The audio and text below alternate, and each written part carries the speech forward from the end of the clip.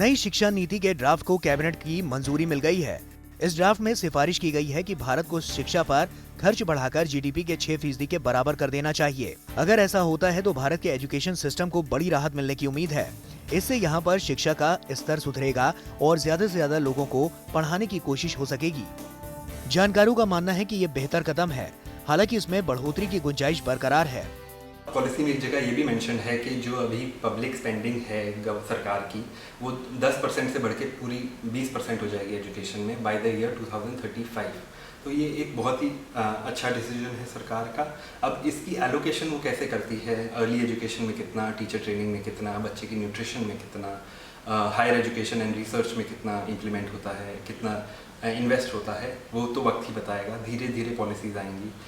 ये long term process है, long term policy है, 2030 से 35 तक इम्प्लीमेंट होगी। दरअसल भारत शिक्षा पर खर्च के मामले में अभी तक अपने से बेहद छोटे देशों के मुकाबले भी काफी कम खर्च कर रहा था।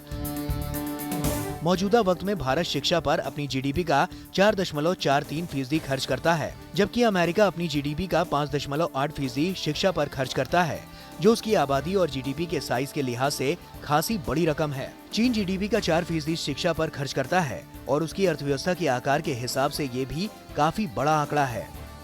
जिम्बाब्वे, कोस्टारिका, किर्गिस्तान से लेकर भूटान जैसे देश शिक्षा पर अपने जीडीपी का 6 से 7.5% खर्च करते हैं। स्वीडन, फिनलैंड जैसे विकसित देशों में ये खर्च 7 से 7.5% है।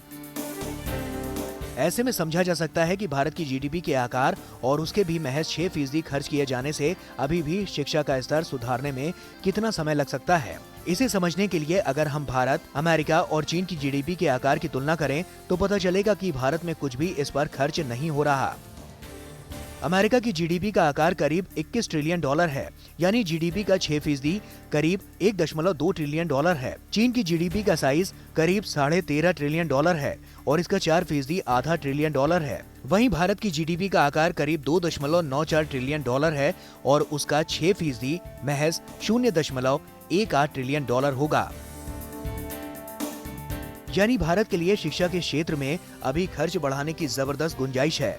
नई शिक्षा नीति में एक अच्छा बदलाव राइट टू एजुकेशन के तौर पर भी देखने को मिला है। अब पहले की तरह केवल पहली से 8वीं तक के बच्चों को महंगे निजी स्कूलों में आरटीई के तहत पढ़ाने की छूट नहीं होगी। अब तो प्री प्राइमरी से लेकर 12वीं तक गरीब बच्चों को मुफ्त में शिक्षा मिल सकेगी। ऐसे समय में 34 वर्षों बाद किसी सरकार को इस बात की याद आई कि शिक्षा नीति में बदलाव होना चाहिए। ये शिक्षा नीति आज के परिवेश में दुनिया से कम्पीट करने के लिए बहुत आवश्यक थी। हमारे बच्चे ही भविष्य के आर्किटेक्ट हैं, विकसित भारत के आर्किटेक्ट हैं, तो किसी भी हालत में नई शिक्षा नीति जरूरी थी। जिस तरह से अभी शिक्षा पर खर्च का दायरा सीमित है, उससे आरटीई में किए गए बदलाव ज्यादा से ज्यादा लोगों को शिक्षा के मौके मुहैया करा सकेंगे।